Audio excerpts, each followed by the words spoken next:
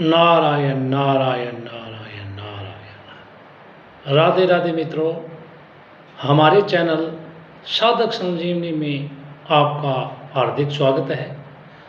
आज हम गीता के प्रथम अध्याय के 14वें श्लोक की व्याख्या करने जा रहे हैं।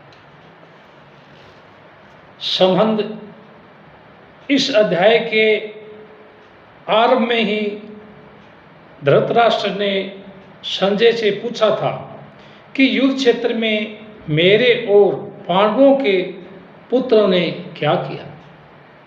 अतः संजय ने दूसरे श्लोक से 13वें श्लोक तक धृतराष्ट्र के पुत्रों ने क्या किया इसका उत्तर दिया। अब आगे के श्लोक से संजय पांडु के पुत्रों ने क्या किया इसका उत्तर देते हैं।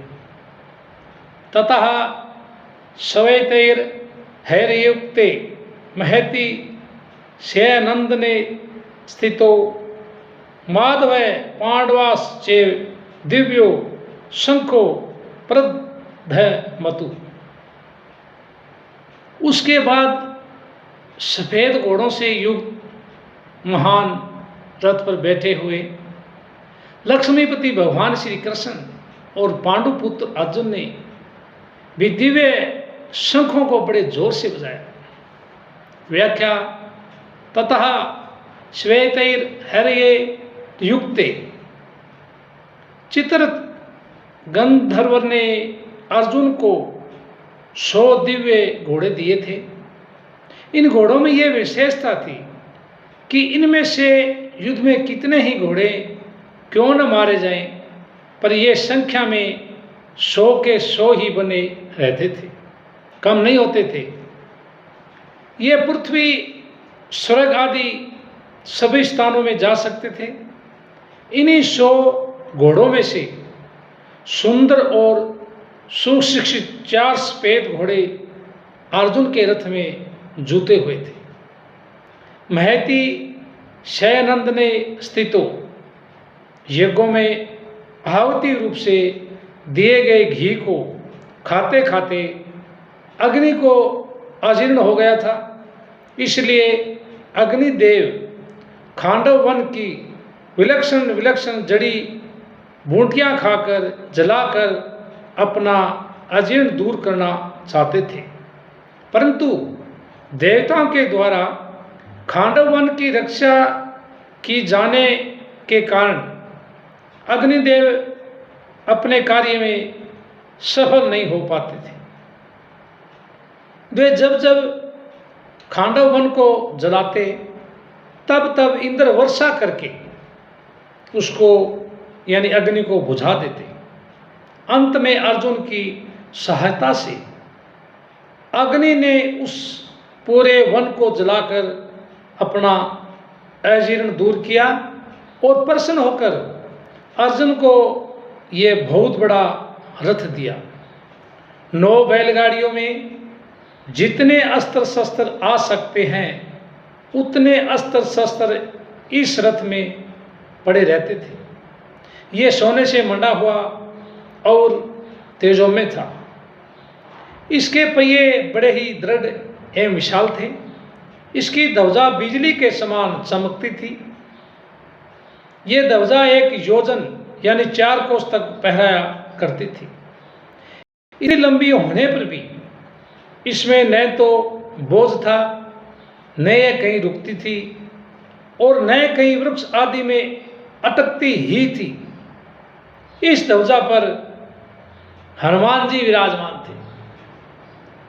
इससे तो कहने का तात्पर्य है कि उस सुंदर और तेजोमय रथ पर साक्षात भगवान श्री कृष्ण और उनके प्यारे भक्त अर्जुन के विराजमान होने से उस रथ की शोभा और तेज बहुत ज़्यादा बढ़ गया था। माधव है पांडव सचेव।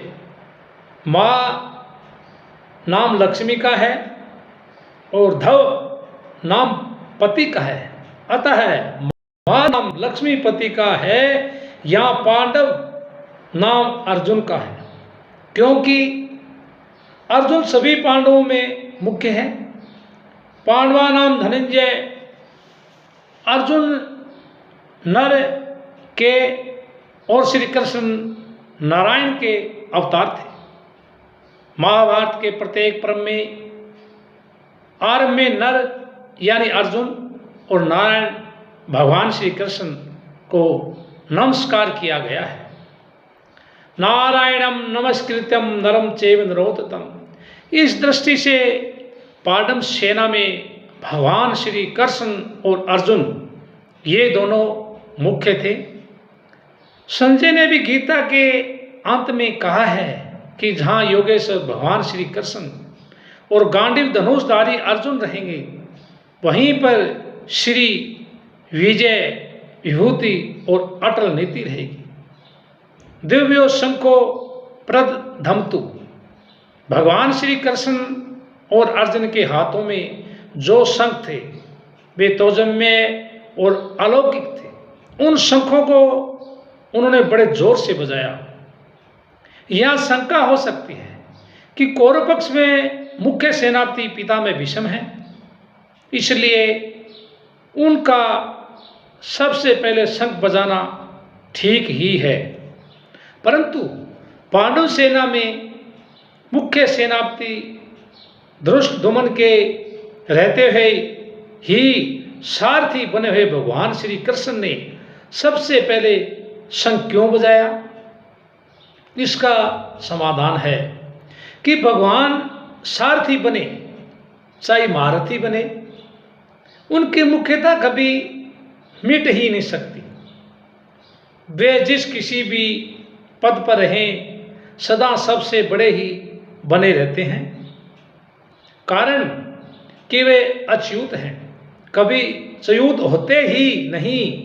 पांडव सेना में भगवान श्री कृष्ण ही मुख्य थे और वे ही सबका संचालन करते थे।